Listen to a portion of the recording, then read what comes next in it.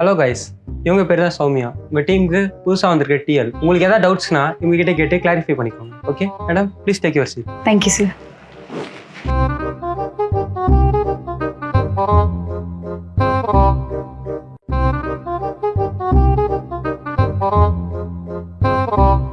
Madam madam ஒரு project பற்றி பேசணும்ல, அதை கொஞ்சம் ஓப்பன் பண்ணி காட்டுங்க. ஒரு நிமிஷம் சார்.